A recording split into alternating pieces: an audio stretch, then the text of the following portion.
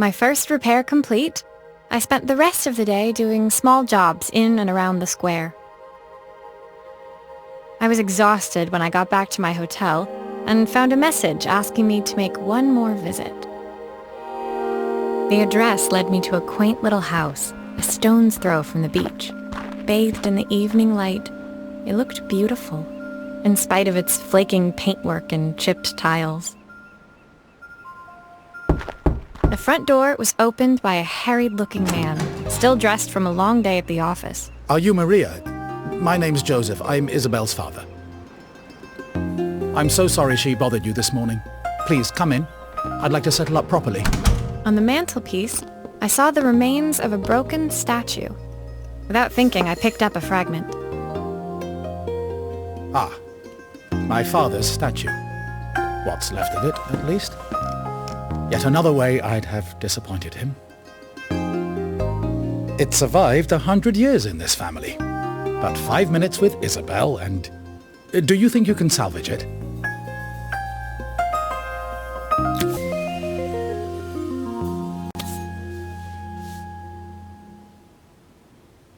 Will you be able to see the glue afterwards?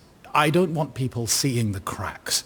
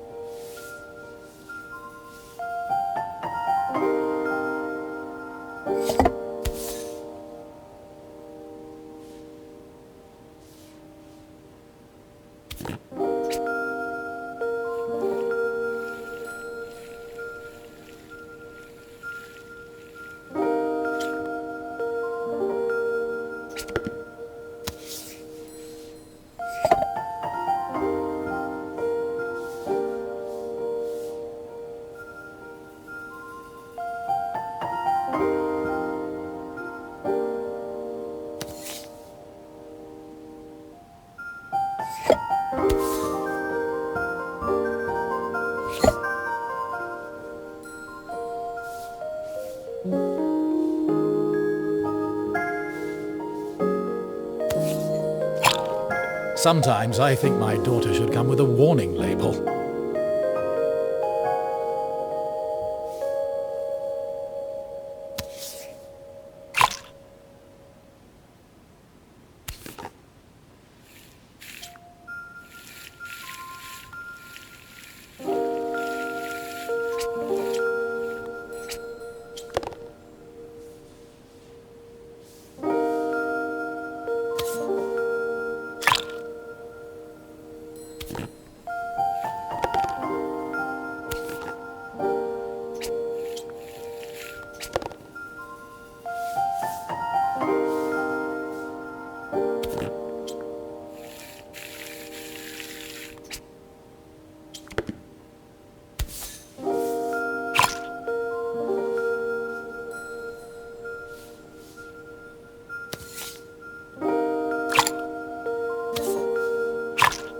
Is this glue really strong enough to hold everything together?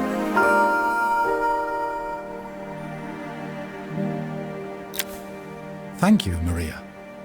It looks as perfect as it ever did. My father wanted me to make something of myself.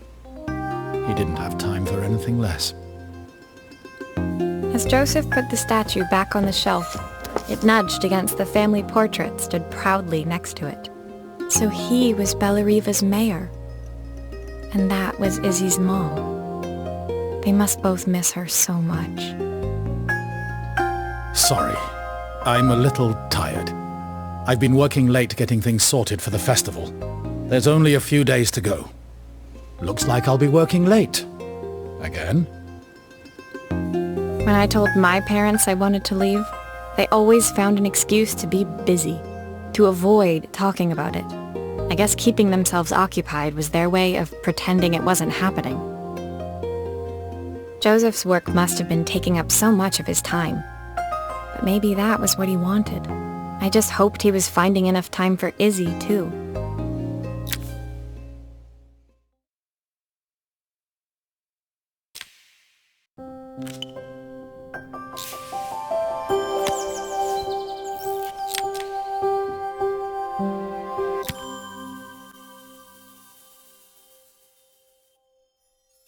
My second day in Bellariva dawned bright and clear.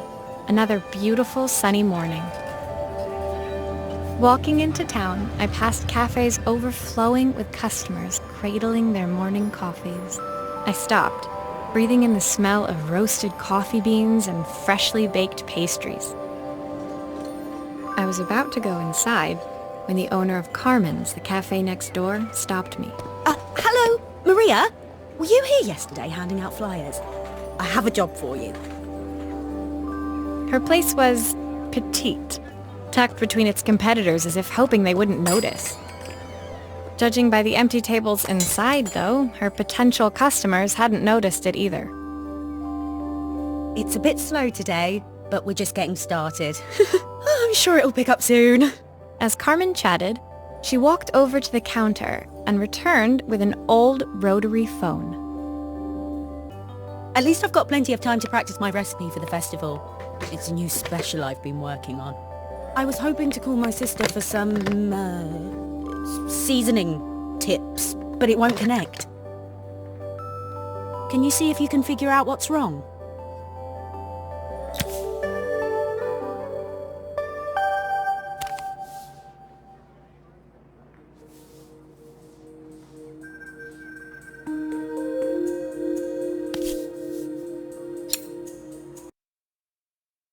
Obviously, we'd normally be much busier than this.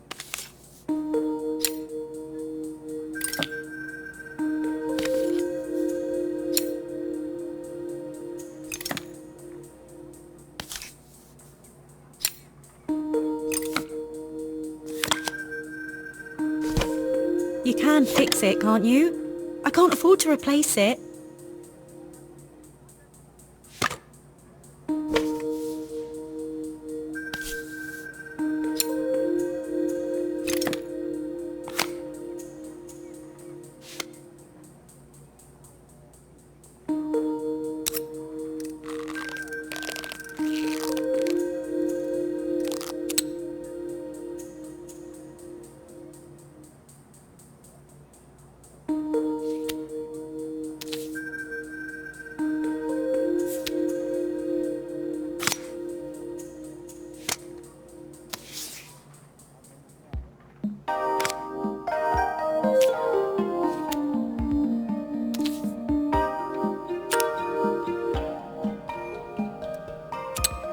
These connections aren't quite right. I should check the wiring.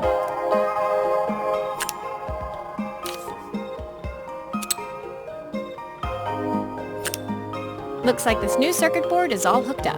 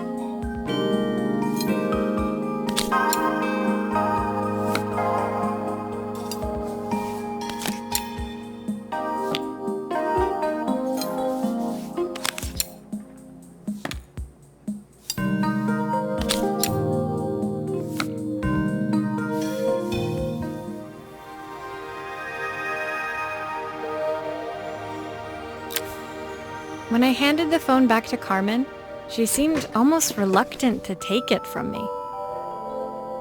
So it's all working now, is it? I don't have to leave it to dry or let it cool down? Nope, it's ready to go. It'll be ringing off the hook in no time. That's if I can pay my phone bill anyway. And the rent, and the suppliers. Anyway, take a seat and I'll be right with you. Your coffee's on the house.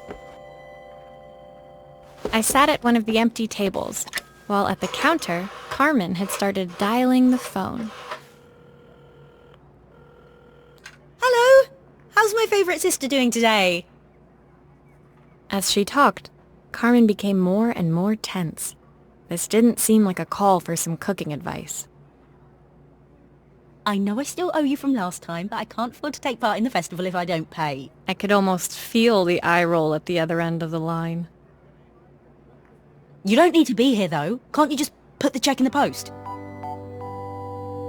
When the call ended, Carmen brought me my coffee, her hands trembling. Sorry about that. My sister's decided to fly in for a visit. Oh God, I have to get ready. Actually, I might have another job for you. Can you come by tomorrow?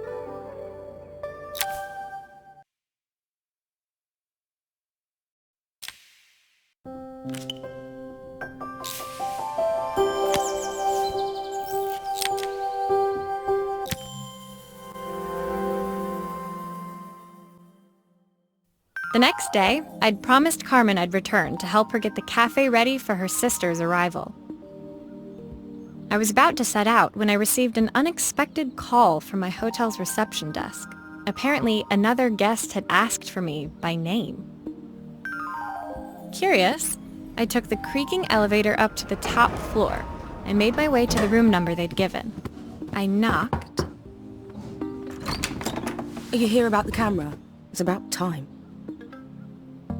The woman in front of me was immaculate. Not a hair out of place or a crease to be seen. My sister tells me you know how to fix things. I'd usually go to an expert, of course, but in this town... So this was Carmen's sister? The two of them couldn't have been more different. Inside her room, I saw a beautiful reflex camera, any professional photographer's dream. The viewfinder is completely dark. I can't see anything through it at all. I assume you can figure out what's wrong?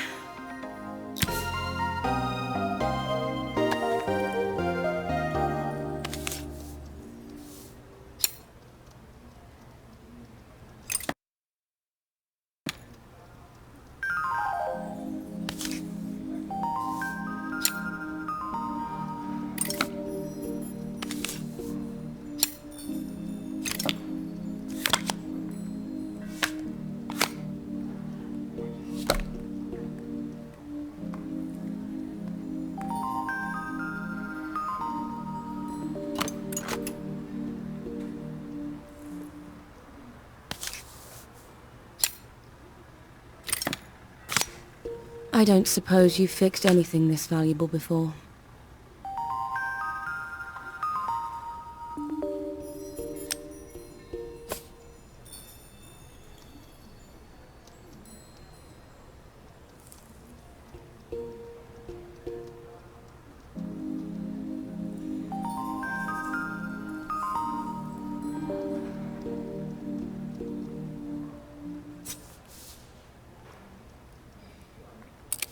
If I used the screwdriver, I could adjust the angle of the mirror.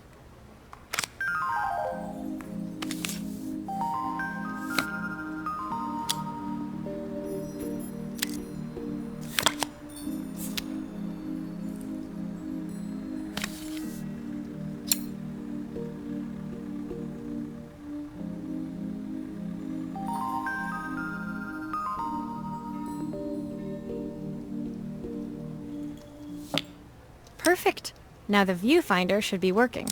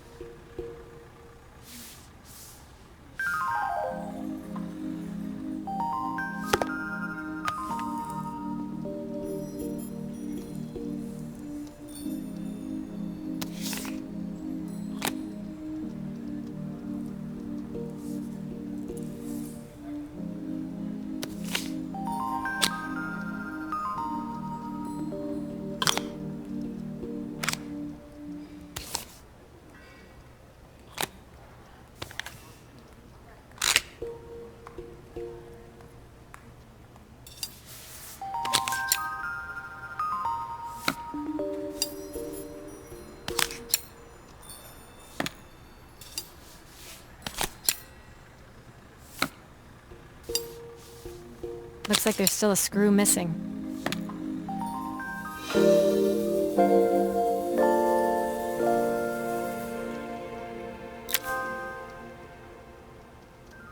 I felt a pang of envy as I handed the camera to Helena. I put my disposable to shame.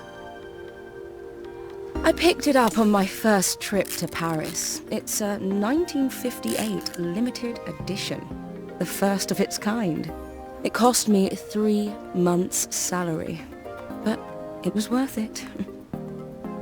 I had no idea what 3 months' salary meant to Helena, but I was pretty sure it was more than I could afford.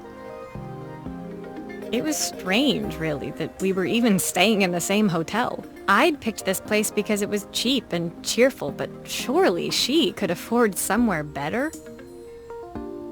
She took some test shots, fiddling with the camera settings until she was absolutely satisfied. This work is immaculate. At least there's one person in this town who knows what they're doing. Sending you to me might be the first thing Carmen's actually gotten right. I wondered why Helena had bothered coming if she thought so little of her sister. I hear nothing from her for weeks, and then when she finally does call me, all she wants is money. If she thinks I'm lending her another penny, she'll have to convince me it's not a total waste of time. That didn't sound good. If Hurricane Helena was about to hit, I hoped Carmen was ready.